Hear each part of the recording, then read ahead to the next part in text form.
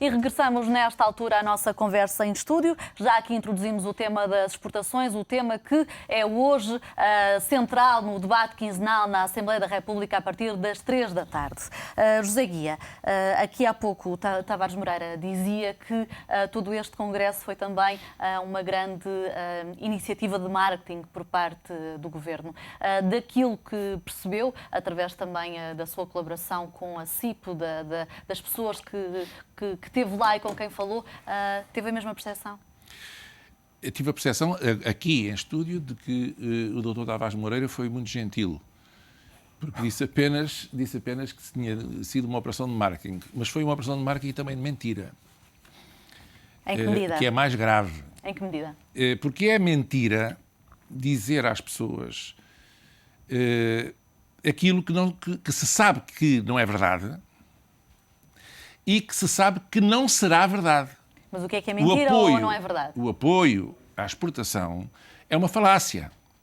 E anunciar mais cento e não sei quantos milhões de euros de apoio à exportação sob a forma de créditos, apoio a créditos, aos seguros de crédito, e sob a forma de financiamento mesmo, propriamente dito, direto à exportação, é uma falácia. O que se passa, em realidade, é que as empresas portuguesas que exportam, já aqui foi dito isto várias vezes, são aquelas que sempre exportaram e que têm os seus próprios canais, têm os seus próprios clientes, as suas próprias ligações internacionais, não precisam do Estado para coisíssima nenhuma. Aquelas que têm condições para exportar, mas não conseguem exportar, porque não têm financiamento através da banca, é impossível. E porque o financiamento que o Estado diz que está disponível para fazer nunca aparece, evidentemente não conseguem fazer a exportação. Por outro lado... Olhando mais em detalhe, por exemplo, para a banca, porque é que diz que é impossível, já se sabe, já são conhecidas as dificuldades de concessão de crédito de uma maneira geral.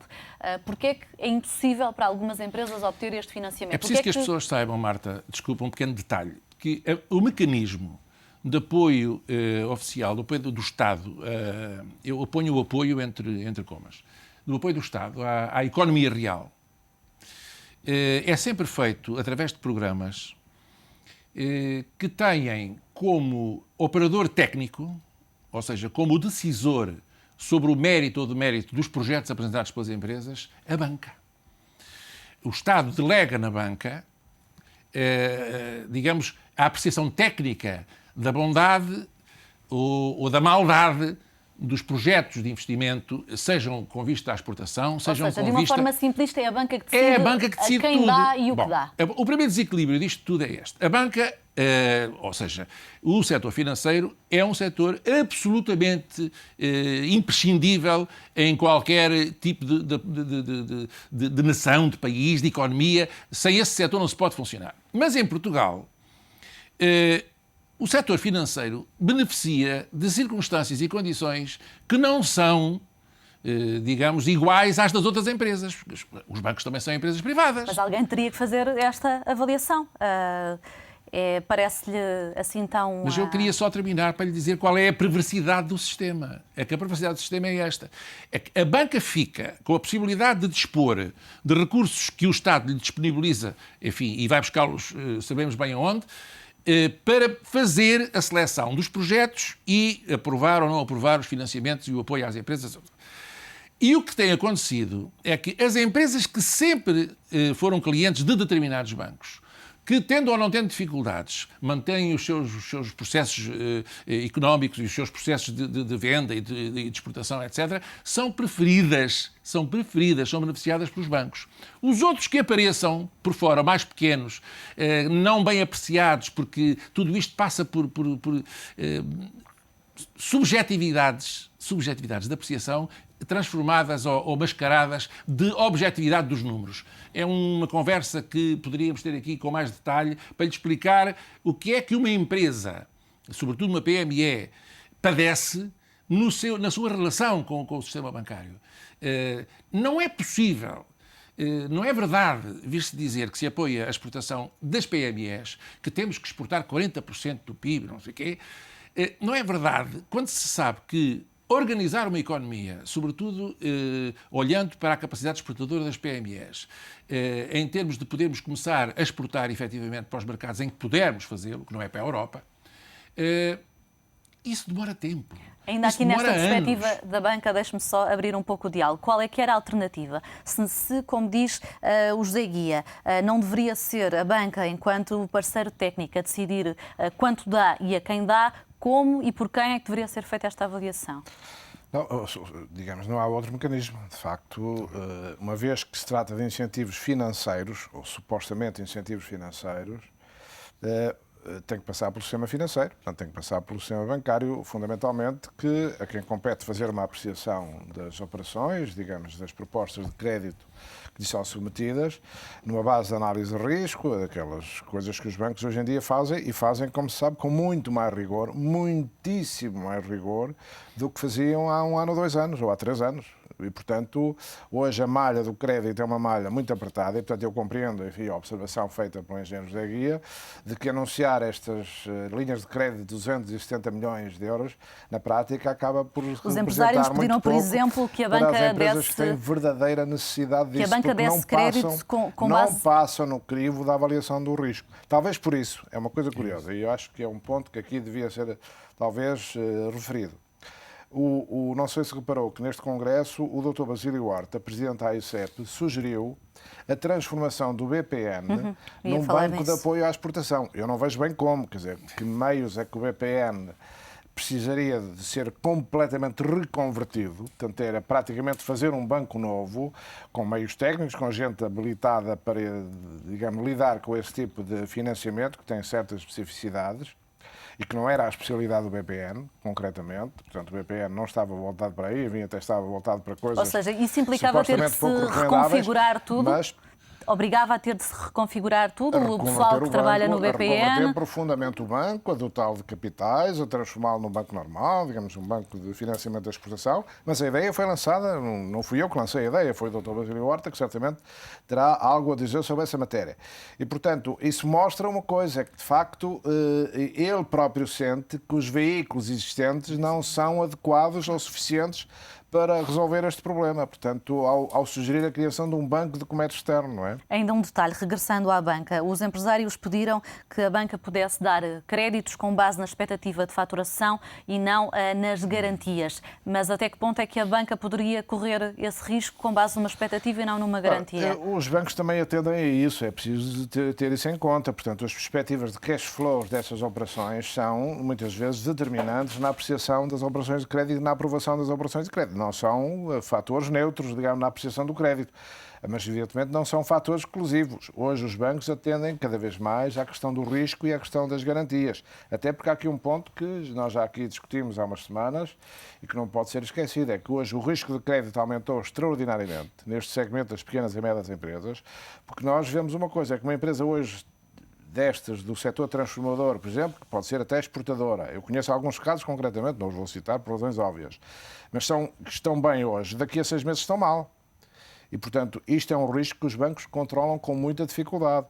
E perante digamos, a emergência deste risco acrescido de insolvência das empresas que atuam nestes mercados, os bancos resguardam-se, acautelam e, portanto, tomam medidas e pedem garantias que são muito mais exigentes do que há 1 ou 2 anos, como eu disse. Outro problema, de acordo com aquilo que foi apurado no Congresso das Exportações, José Guia, é os seguros de crédito, porque a maioria das empresas a operar em Portugal, a não ser a COSEC, tem capital estrangeiro. Porquê é que a COSEC não satisfaz as necessidades das empresas exportadoras portuguesas? Porque a COSEC não está desenhada para esse tipo de funções. A COSEC cobra juros pelo apoio que dá pelos seguros que concede, e concede cada vez menos, insuportáveis, quando vivemos uma situação na arena internacional em que 4% não é a margem da maior parte dos exportadores para os mercados com os quais trabalha. E 4% é a taxa mais bondosa cobrada pela COSEC para fazer um seguro de crédito. Ninguém suporta isso, não é possível fazer negócios. A COSEC, portanto, não está desenhada para qualquer tipo de apoio e nem sabe provavelmente o que isso é. É outro banco. A hipótese passaria por uma seguradora estatal, numa altura em que se fala em que o Estado tem que ter menos peso na economia? Olha, daquilo que eu sei, porque também procuro fazer o meu papel como empresário e como dirigente associativo, aquilo que eu sei que as empresas fazem é procurar, sobretudo, vender para países que beneficiam de financiamentos de instituições internacionais. Concretamente, a África, por exemplo. Qual é a razão pela qual eu consigo vender em África?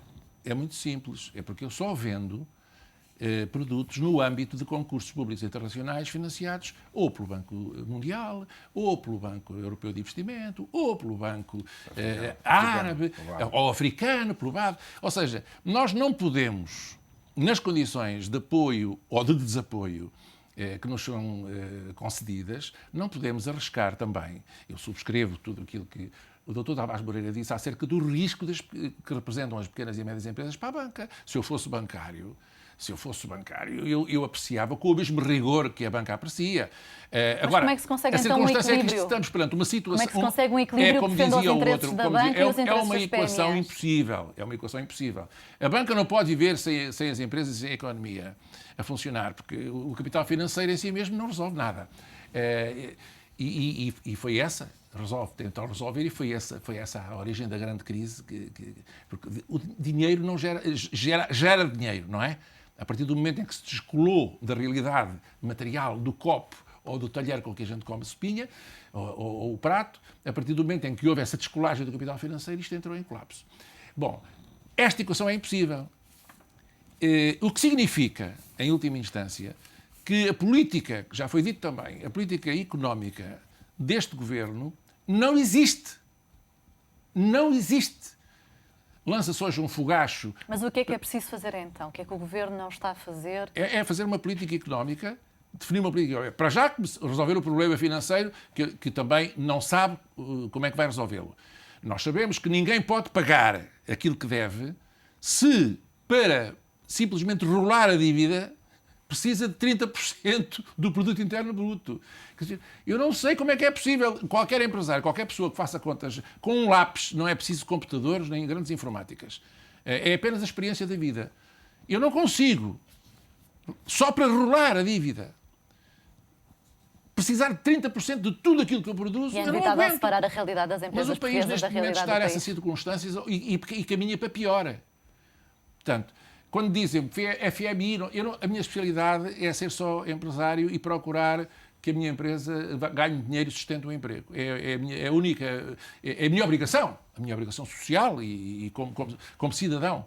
O meu contributo é este, procurar não estragar, poupar e assegurar o trabalho. Mas neste Congresso das Exportações não acredita que tenha sido dado um passo em frente, ou pelo menos uma tentativa de aproximação?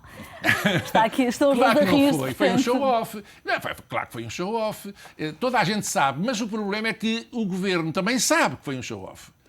Inclusivamente foi aproveitado, e eu fiquei escandalizado, porque naturalmente um empresário que quando tem a expectativa de que o Governo vai, com membros ilustres, a começar pelo Primeiro-Ministro, vai a um Congresso, até o nome assusta. Isto vai sair daqui uma coisa grossa. Isto vai ser uma coisa importante. A gente vai lá e depois verifica-se que aquilo é alho xoxo, em termos de ideias e de contributos. Enfim, com todo o respeito pelas pessoas que apresentam algumas propostas, mas enfim, toda a gente sabe que aquilo não é viável. E depois o próprio Primeiro-Ministro faz um discurso que é um discurso puramente político, mas político partidário, que tem que ver mais com a preocupação dele, que está definida, que neste momento a preocupação dele é suportar o governo, ir aguentando, a teimosia, e não houve ninguém. O Primeiro-Ministro não houve ninguém. José Guia, muito obrigada. Tavares Moreira, muito obrigada aos dois. Até à próxima semana.